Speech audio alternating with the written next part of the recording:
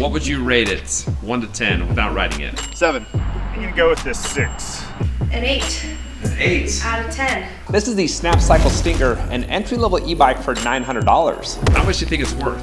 $1,500. $1,500. This bike is probably worth $3,000 to $4,000. $1,200. Before they took it for a spin, I asked how many e-bikes they've each tried. 10. 2 e-bikes, maybe But 3.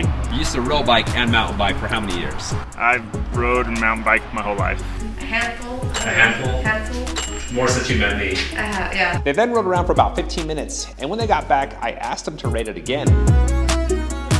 I think we're gonna have to go to a 6.5, and there's one main reason. Left foot cannot stay on the pedal. If it's full on the pedal, your heel will hit the kickstand. Now that wasn't my experience or others that tried it, so I'm not exactly sure what's going on there, but for whatever reason, when he rode it, he was hitting the bike frame. I would still keep it at a 6. Why did I give it a 6? So I feel like it was a little compact, a little short, kept me very upright. I'm used to being a little longer, and that kind of hampers the ability to turn quickly. So I had to really slow down for sharp turns or doing a 90-degree turn. That is definitely the road biker in me talking. Urban bike, this is probably great for that, right? Yeah, because you're right. You have an upright posture with this, but road bikes, Yep. You're down low, you're cornering fast. Are you sticking with your same answer? No, I would say it's like a 10 out of 10. A 10 out of 10. Wow. Why did it go up? What changed your mind? It's like a very sturdy bike, but rides very smooth. I then asked them to rate the speed and power delivery. Oh, definitely a 9. 9 for speed. Yeah. I topped it out. Little feet were going as fast as they could. Definitely smooth at top speed. So speed, 1 to 10, I would give it a 8. 9 out of 10. When you would turn the dials or push the button The to make it the throttle to make it go faster, then you'd pedal it, catch on really quick, but it was like a smooth transition. I then had them rate the overall comfort from 1 to 10. Oh wow, at 9.5, 9.7. Oh, you like the comfort? Oh yeah, absolutely. And we did take this on some BMX Yes, we trails, did. So this could take rocks. Oh, this big could bumps, take it, small yeah. bumps. Oh, absolutely, yeah. Those BMX trails are pretty cool, and they're a little bit rocky, as you well know. Yeah. Yeah, 7. 7? We'll go 7. That actually really surprised me. It was very comfortable, smooth ride. I took it off a few curbs. I was thinking, because it doesn't have a rear shock, that it'd be a little stiff and hard landing, but the tires really make up for a lot of that comfort. Kind of the cushy tires. Yeah. So I was very pleased with that actually. The seat was very, very nice compared to a road bike seat. Road bike seat's like a little strip and it's rock hard. Yep. I like the handlebars right here. They have this little extended palm area. That was kind of comfortable. To rest your hand on? Yeah. All right.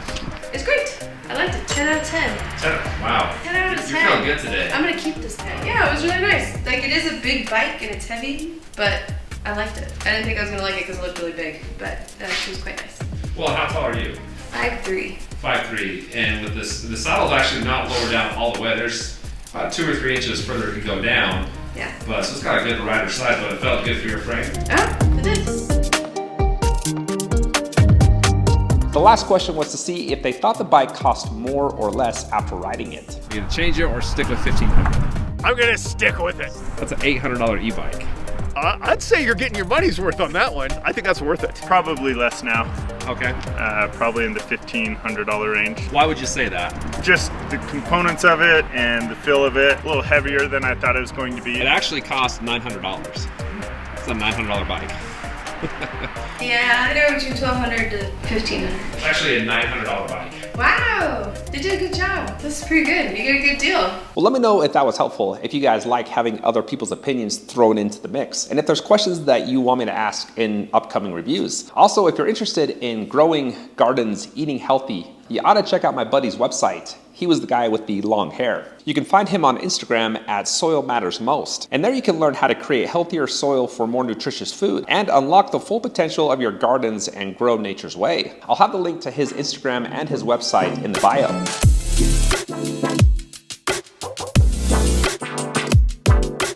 There's a few things that I haven't covered yet, and the first is hill climbing ability. Now, you wouldn't expect a ton of power for hills with something this affordable, but it was able to take me up the hill that I test all the products on, which is a half block long, 26% grade hill. I did not think it was gonna make it up, so super impressed with the hill climbing ability. As far as range, I did take it on a range test. My app recorded over 13 miles, and I had about 400 feet of elevation gain. And during that test, the weather was pretty chilly at around 41 to 42 degrees. Now, you can get up to around 35, 40 miles if you ride this a little bit slower, and it's probably in warmer weather as well. The cool weather does take a toll on the battery. Now, as far as speed, there's 5 pedal assist levels. Speed mode 1 is 10, 2 is 14, 3 is 17, 4 is 21, and 5 is 26.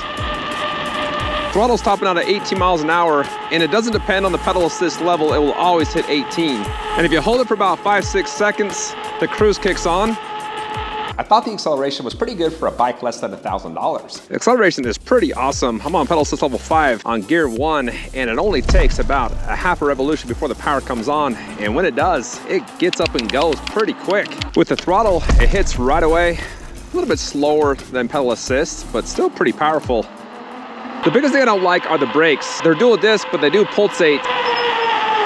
Yeah, you can hear that just pulsating. The brake pads may have got shifted during shipping or something, because it's rare to have a bike pulsate that bad. As far as my rating for the bike, overall, 1 to 10, I would give it an 8.5. You got a nice top speed, 26 miles an hour. It was able to make it up a 26% grade hill. It's very poppy off the line. I like the cruise control function. There's a lot that you get for the price that I don't see with a lot of brands. If they fix that brake issue, then I think I'd be 9 or 9+. So there you go, that wraps up the review. If you have any questions or if anything was unclear, hit me up in the comments. As always, I appreciate you guys taking the time to check out my channel, and take care.